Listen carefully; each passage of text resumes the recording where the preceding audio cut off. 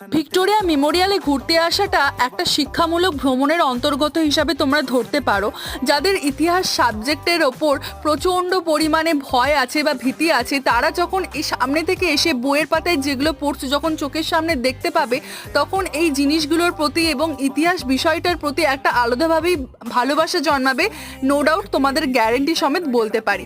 কারণ এই মুহূর্তে আমি যে জিনিসগুলো চোখের সামনে যে দেখতে পাচ্ছি, প্রত্যক্ষ করতে পারছি, এই জিনিসগুলো প্রত্যক্ষ করতে পারাটাই একটা বিশাল ব্যাপার। তখনকার দিনে রাজরাজারা যে সমস্ত জিনিসগুলো ব্যবহার করেছে, পোশাক বলো, অস্ত্র বলো, যন্ত্র বলো বা এই ডাইনিং টেবিল বলো, সেগুলোকে সামনে থেকে এত কাছ থেকে দেখা সত্যি একটা ভাগ্যের ব্যাপার বলে আমি মনে করেছি। তো ভিক্টোরিয়া মেমোরিয়াল ঘুরতে এসে আমার এক্সপিরিয়েন্সটা একদম যাকে বলে ওয়াও লেভেলের ছিল।